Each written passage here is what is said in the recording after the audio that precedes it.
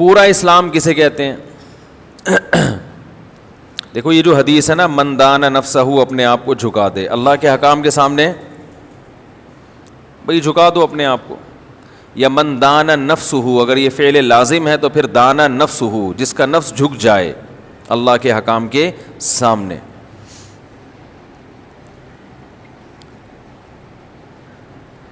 تو ہم پورے اسلام میں داخل ہونے کے لیے تیار، بولو بھائی، نہیں ہے، نہ مرد نہ عورت. تو اس لیے اللہ بھی ہمیں پورا سکون دینے کے لیے تیار نہیں ہے، کچھ نہ کچھ مصیبتوں میں الجھے ہی رہتے ہیں، ٹینشنوں میں. دھوبی کا کتا نہ گھر کا نہ گھاٹ کا، سنا ہے نا آپ نے؟ بھائی کتا جو ہے نا، کتا، اسے مالک کے چوکھٹ پہ بڑا سکون ملتا ہے، لیکن جس کتے کو پتہ ہی نہ ہو کہ میرا مالک یہاں رہتا ہے یا وہاں رہتا ہے، یہ مالک ہے یا وہ مالک ہے، یہ میری چوکھٹ ہے یا وہ والی چوکھٹ ہے، تو وہ کتا تو تھوڑے دنوں میں کیا ہو جائے گا؟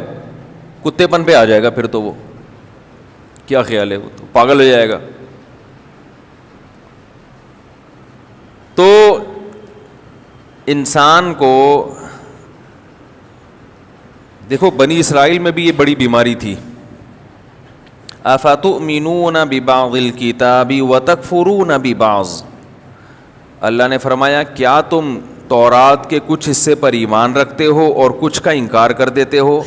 فما جزاء من یفعل ذلک، تو بتاؤ جو شخص یہ جرم کرے گا اس کا بدلہ، اس کی سزا، خزی فی الحیات الدنیا، دنیا میں بھی ذلت اور آخرت میں شدید عذاب کے علاوہ کیا ہو سکتی ہے؟ یعنی اللہ تعالیٰ خود اہل یہود سے پوچھ رہے ہیں کہ تم خود اپنی سزا تجویز کرو کہ تورات کے کچھ حصے پر ایمان رکھتے ہو اور کچھ کو چھوڑ دیتے ہو. آج ساری گمراہیوں کی جو بنیاد ہے نا، جو فتنہ پرست لوگ فرقواریت پھیلا رہے ہیں، یہ فالٹ ان میں بھی ہے. اپنے مطلب کی ایک آیت لیں گے، دوسری والی چھوڑ دیں گے، یا تو ان کو پتہ ہی نہیں ہوتا اس کا، یا یحرفون الکلم عن مواضعہ. یہودیوں کا کام تھا جو آیت جس کام کے لیے نازل ہوئی ہے اس کو اٹھا کے کسی اور جگہ پہ فٹ کر دینا. یہ دو کام آج کل کے فرقہ پرست کر رہے ہیں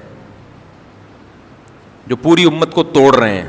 لیبل اتحاد کا لگا کے کام کیا ہو رہا ہے، یا تو ایک آیت ہوگی اپنے مطلب کی، دوسری والی بولو بھائی شارٹ، یا آیت جس کام کے لیے، جس مقصد کے لیے نازل ہوئی ہوگی ادھر نہیں، بلکہ لفظ کو دیکھ کے، لفظ میں تو کئی احتمالات ہوتے ہیں نا، سیاق و سباق سے، شان نزول سے پتہ چلتا ہے کہ یہ کس مقصد کے لیے نازل ہوئی ہے. اجماع امت کیا ہے، اس کی تفسیر کیا ہے. تو مسئلہ یہ ہے کہ جیسے بنی اسرائیل میں بیماری آ گئی تھی کہ وہ لوگ جو تھے وہ پوری تورات پر عمل کرنے کے لیے تیار نہیں تھے. یہی مسئلہ مسلمانوں کے ساتھ ہو گیا ہے. کڑوا کڑوا، تھو تھو، میٹھا میٹھا، ہپ ہپ. یہودی کیا کرتے تھے؟ جہاں شدید ترین سزاؤں کا تذکرہ وہ پی جاتے تھے. ٹھیک ہے نا؟ اس کو کیا ہو رہا ہے بھائی؟ جہاں اپنے خلاف کوئی بات جا رہی ہے اس میں تحریف کر دیا کرتے تھے. بعض دفعہ یاد رکھو، یہ ایک جرم یہودیوں نے یہ بھی کیا ہے، یہ جرم ہمارے ہاں بھی ہوتا ہے کہ بعض دفعہ ہم بے دین لوگوں کو دین کے قریب کرنے کے لیے کہ یہ لوگ کسی طرح دین سے قریب ہو جائیں، تو اسلام کے کچھ احکام جو دیکھنے میں سخت لگتے ہیں ان کو ہم کیا کر دیتے ہیں؟